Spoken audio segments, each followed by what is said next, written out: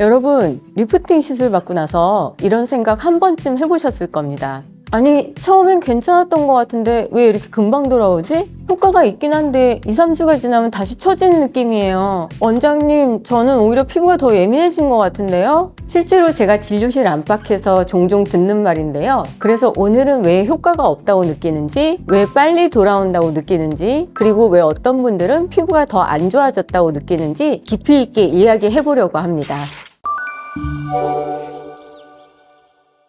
안녕하세요. 15년차 연세의원 대표원장 박성원입니다. 오늘은 리프팅 시술 후 일부 환자분들이 느끼는 고민들에 대해 이야기하고자 합니다. 사실 이 고민들에 대한 답변들은 사실 의사인 저도 적극적으로 답해드리고 싶은데요. 대부분 잘못된 오해이기 때문입니다. 첫 번째, 리프팅 직후부터 1도 효과 없다고 느끼는 경우입니다. 사실 이런 경우는 정말 거의 없는데요. 그래서 원인을 찾기 조금 어려웠는데요. 굳이 찾자면 두 가지 정도 있을 것 같습니다. 먼저, 너무 낮은 출력으로 시술을 하는 경우입니다. 기본적으로 레이저는 피부 진피 이하층을 타겟으로 하여 해당 부위에 상처를 만들어 콜라겐 재생 유도를 하는데요. 섬유화 세포를 자극하여 콜라겐 및 엘라스틴을 재생시키려면 어느 정도 강하게 피부 속을 때려야 합니다. 다만 거의 대부분의 리프팅은 마취크림 수준의 국소 마취로 진행이 되는데요. 그래서 환자분이 아프다고 느끼면 담당 의사는 갈등을 하게 됩니다.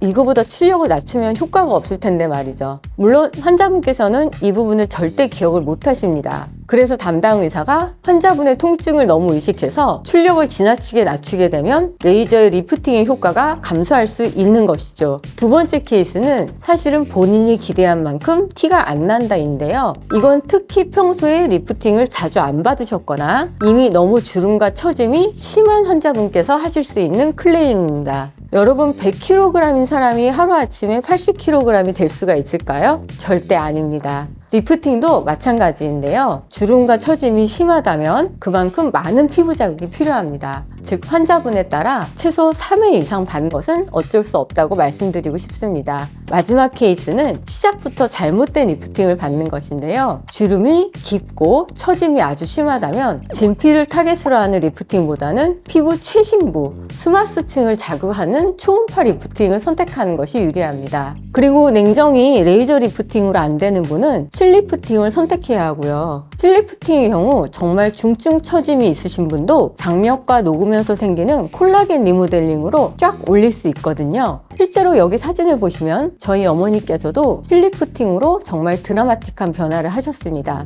혹시 1도 효과가 없으셨다고 느끼셨다면 말씀드리는 내용 중 하나라도 해당하시는지 한번 생각해 주셨으면 좋겠습니다. 다음은 효과가 있긴 한데 2, 3주가 지나면 다시 처지는 느낌인 경우인데요. 이건 리프팅의 원리에 대해 이해를 하시게 되면 바로 오해가 풀리실 겁니다. 여러분, 리프팅은 기본적으로 타이트닝 더하기 콜라겐 생성기 둘이 합쳐서 이루어지는데요. 리프팅을 받게 되면 즉각적으로 열이 들어가면서 순간적으로 조여집니다. 이걸 타이트닝이라고 하는데요. 1, 2주 정도 V라인이 되는 거죠. 그리고 타이트닝 효과가 끝나면 약 12주에서 16주간 천천히 진피 안에서 콜라겐이 만들어지는데요. 문제는 이 둘의 사이 구간대입니다. 처음엔 올라가 보이는데 어느 순간 다시 제자리 같아 보이는 구간이 있다는 뜻인데요. 그 구간대에 종종 클레임이 발생하는 거죠. 하지만 그 시점이 바로 콜라겐 생성이 본격적으로 시작되는 전 단계입니다. 즉, 이건 리프팅 시술 원리상 정상적인 과정이라는 거죠. 여기에 더해서 한 가지 더 중요한 점이 있는데요. 얼굴은 수면 자세, 표정과 습관, 체질에 따라 하루에도 계속 모양이 바뀝니다. 그래서 표정 근육을 많이 쓰는 분, 볼살이 무거운 분, 붓기가 잘 생기는 분들은 상대적으로 더 빨리 돌아온 것처럼 느낄 수 있습니다. 이건 시각적 변화에 익숙해져서 처음에 감탄 정도까지는 못 느낄 수 있기 때문인데요. 만약 여기까지 느끼신다면 최소 3회 정도 주기에 맞춰 받으시는 걸 권장드립니다. 그럼 타이트닝과 콜라겐 리모델링 효과를 동시에 계속 체감하실 수 있고 리프팅 효과도 더 누적되어 완전 다른 피부가 되는 것을 생생히 느낄 수 있습니다. 마지막은 오히려 피부가 더 안 좋아진다고 느끼는 경우인데요. 대략적인 오해는 다음과 같습니다.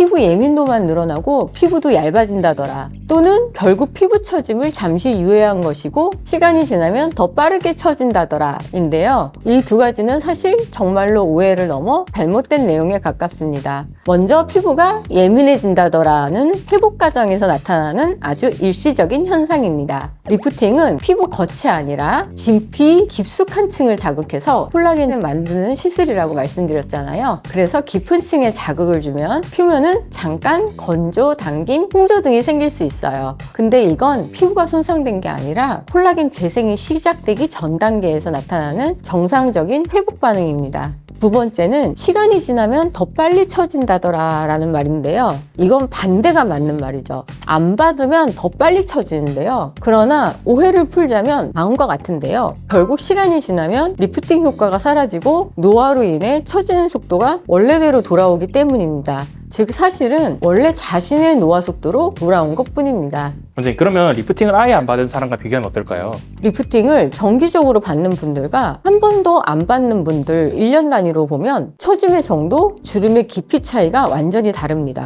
동창회 가면 완전히 삭은 사람이 있고 세월이 지나도 그대로인 사람이 있잖아요. 그만큼 누적된 관리의 차이가 정말 어마무시합니다. 이건 40대 이상은 100% 공감하는 내용입니다. 오늘의 결론입니다. 리프팅은 효과가 없는 시술이 아니라 효과가 나오는 방식과 유지되는 방식이 우리의 기대와 조금 다를 뿐입니다. 그리고 마지막으로 꼭 말씀드리고 싶은 부분이 있는데요. 관리는 하루라도 빠를수록 좋습니다. 예방이 복구보다 늘 쉽고 효과가 좋습니다. 잘못된 내용을 믿고 관리를 포기하시면 정말 후회합니다. 여러분이 느끼신 고민들이 잘못된 시술 때문이 아니라 오해였다는 점, 오늘 설명을 통해 조금이라도 편하게 이해하시면 좋겠습니다. 영상이 좋았다면 좋아요, 구독, 알림 설정 부탁드리고요. 이상 연세의원 박성원 원장이었습니다.